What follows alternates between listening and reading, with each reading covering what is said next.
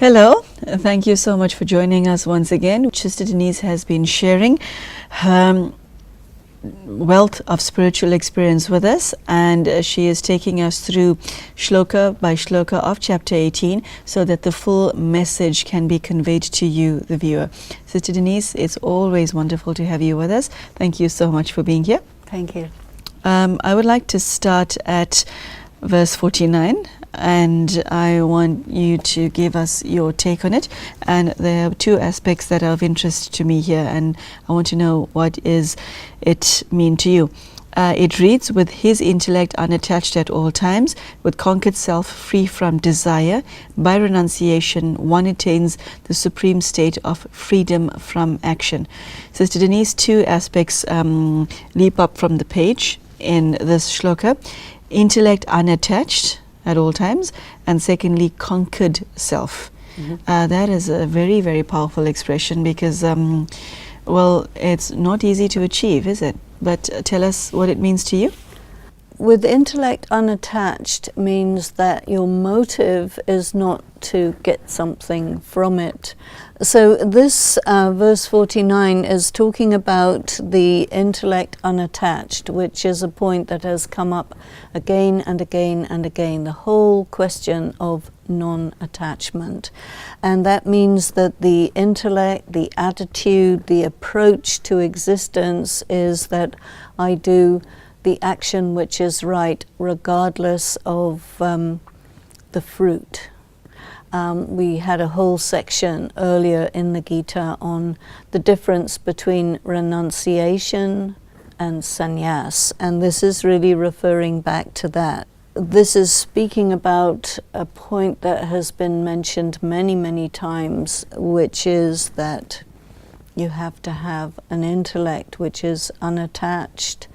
It's talking about non-attached action. So the state of freedom from action refers to our karma.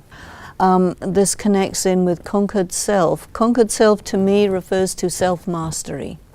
It's not that you're subduing yourself, but that the soul knows exactly how to use the instruments of perception, the mind, the intellect, all the different aspects of consciousness, all the different ways in which you perform action through the body.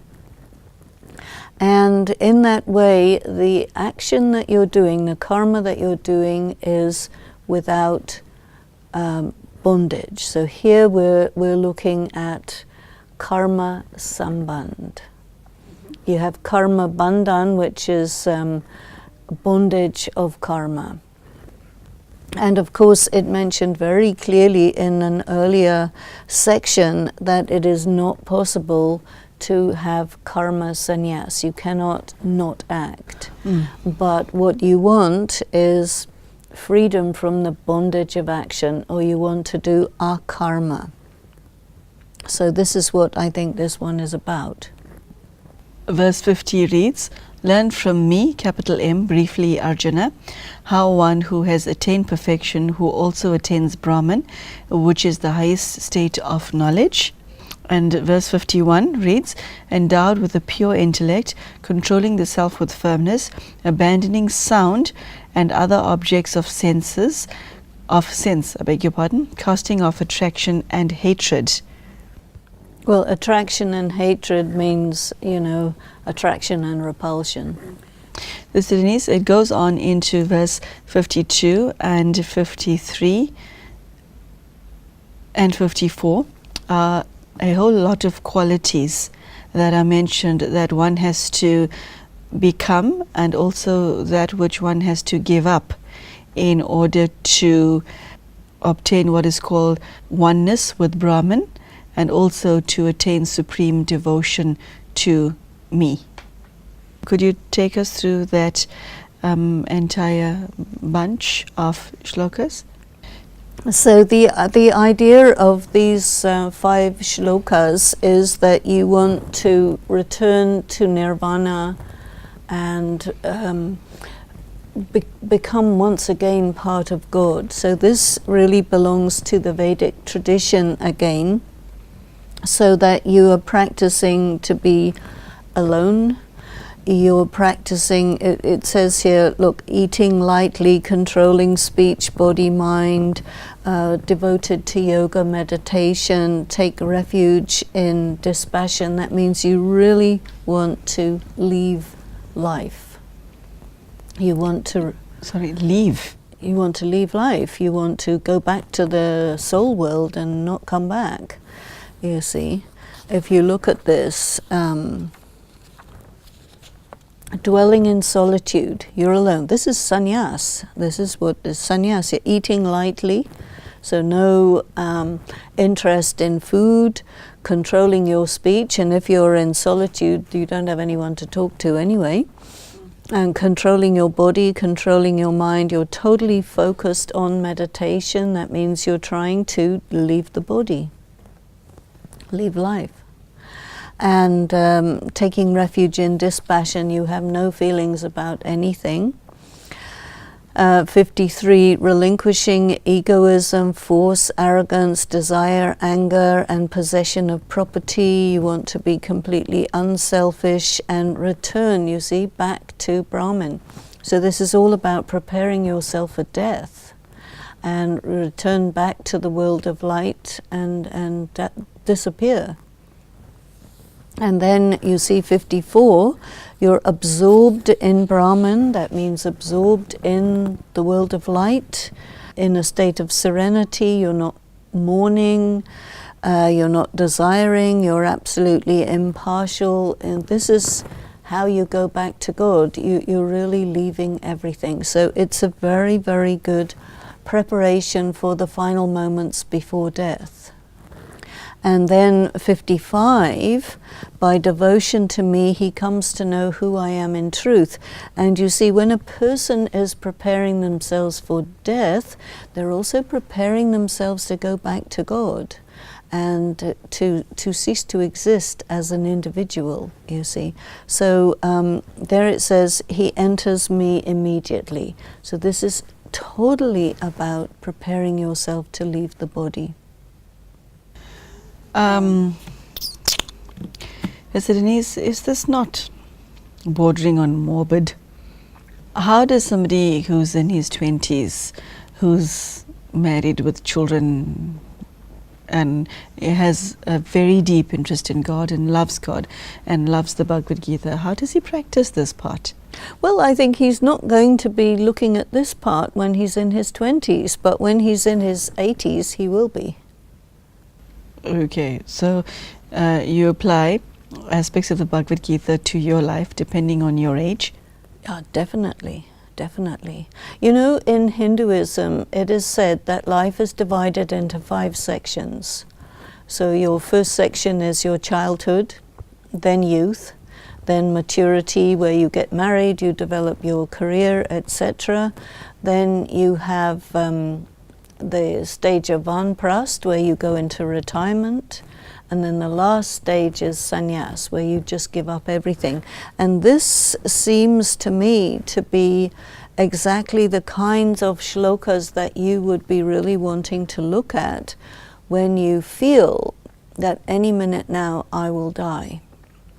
And if you see those people that we both know who are in their 90s, they're always talking about, well, I'm going to die. I may not wake up tomorrow. Be prepared. You know, 90 is about what people think that's extra time, you know. And so people of that age have to think about death quite a lot. Some people, they're okay with death, some people really not, you know. Even you may be very old, but you may not be ready to let go of your body. So I think that for a person who's really elderly and thinking about leaving the body, this is perfect, you see. And there are other parts of the Gita which are really good for when you're in the middle of your life, when you're young and you need some instruction how to prepare for life. So I think you have to be selective about the Gita, which bit really speaks to you at which time of life, and what you're actually going through during your life. because life is full of changes. It's a journey with different terrains. Sister Denise, I now want to take up verses 55 onwards. By devotion to me, he comes to know who I am in truth. Then having known me in truth, he enters me immediately, performing all actions.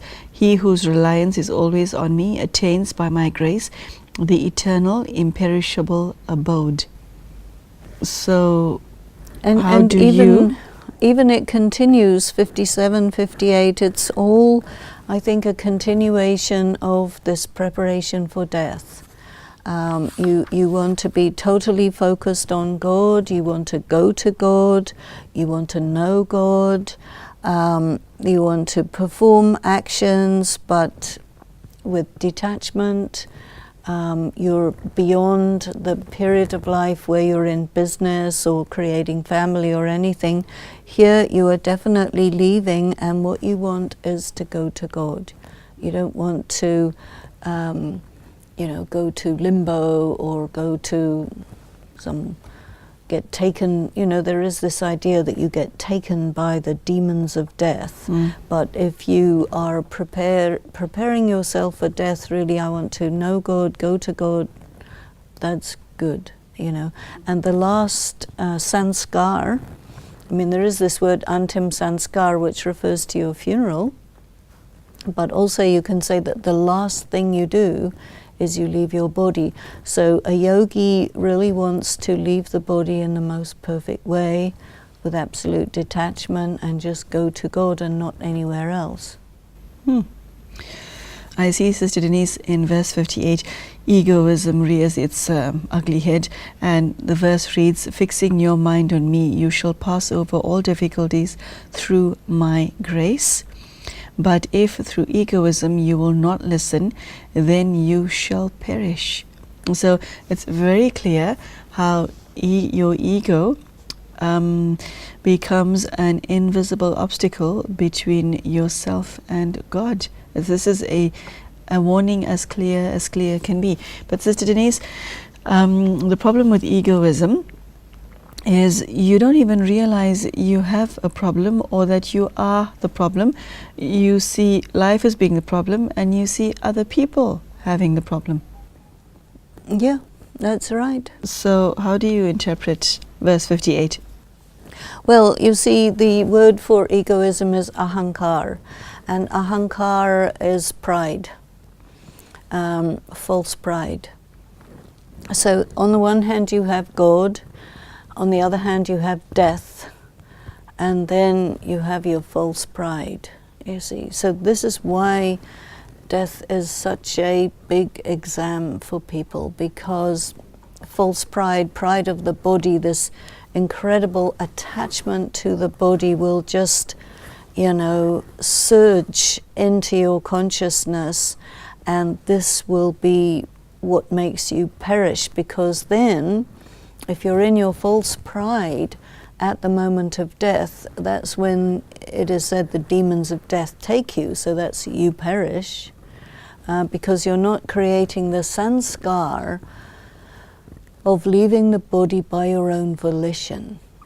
Because that's a very, very high kind of death, where you recognize, okay, that my moment has come, I have to be totally present for it, let go of everything, and just allow myself to go to the world of light, to go to God, and that's it. And that requires a very stable, steady stage, a stage which is completely detached and very beautiful, very serene, and it's very fine-tuned, that stage, very fine-tuned. I see that God is again addressing Arjuna as he did at the beginning of the chapter. I would now like to take up what is contained in verse 59, where God says to Arjuna, if filled with egoism, you think I shall not fight, your resolve will be in vain, your own material nature will compel you. Destiny versus choice. According to the Bhagavad Gita, destiny wins hands down. Because Arjuna is we meet this Pandav at the beginning of the Bhagavad Gita with his head in his hands thinking, I'm not going to kill my family. Okay, I'm going home. And now God is saying to him, hello?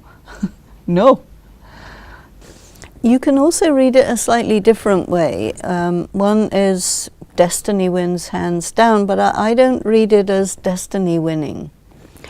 What I read it as is your body consciousness will win. Your material nature will compel you, you see. So to do what? To fight. Yeah, you can't say, I shall not fight. Your body consciousness will operate independently of your morality. You see, because his thought, I shall not fight, is his morality. He says, I shall not fight because it is not moral to kill your relatives, and I wouldn't be able to enjoy the fruits of it anyway. And then God says to him, your material nature will compel you. So he's in this situation of war, and you know, he will have to defend himself. He won't be able to just do what his morality says. This body consciousness, this circumstance, I mean, in a way, I think that you're absolutely right to say destiny is going to do that, but I think there's also this side, which is your, I suppose, your instinct for survival, which will be operating here. And in the first line, it says that it is your ego that is connected with your morality, you see. So you have destiny connected with your nature, and then you have your ego connected with your morality. So there you have a very interesting situation of antagonism, or the inner battle. So it's quite interesting to look at this shloka number 59 as talking about the inner battle going on in Arjuna. This thought continues in verse 60. What you wish not to do through delusion, you shall do that. Against your will, Arjuna, bound by your own karma, born of your own material nature.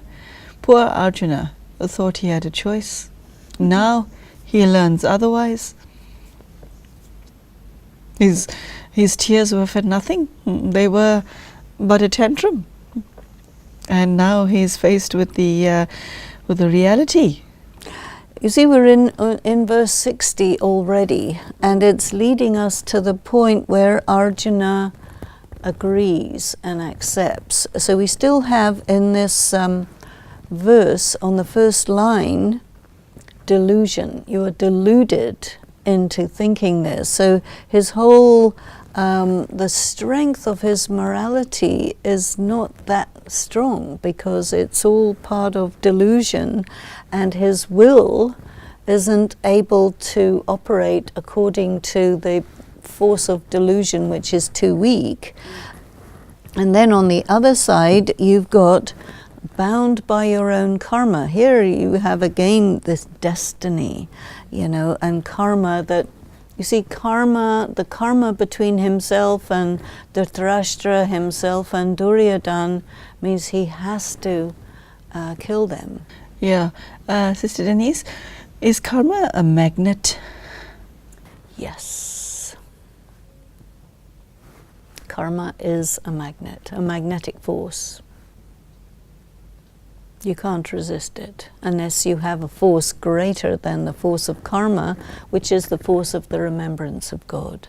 And this is why a big part of the Gita is you must be focused on me, be focused on me, be with me, then only you will be free from karma.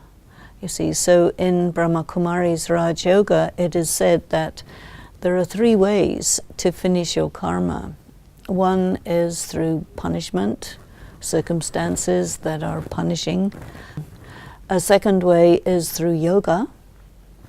And a third way is through this visions that take place after you have left your body. Here we're seeing that the only thing that's going to enable a person to go beyond that is yoga. And then when you're in yoga with God, He will say, okay, now you just kill.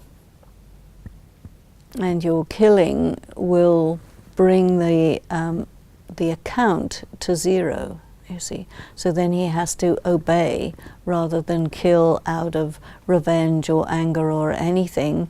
He has to kill because it brings the account to 0. And that is something that is really beyond the normal human way of being, very much. And so you see that the only one who can tell a human to operate like this is one who is a non-human. The Supreme Soul, the Supreme God, is a non-human, the Supreme Being.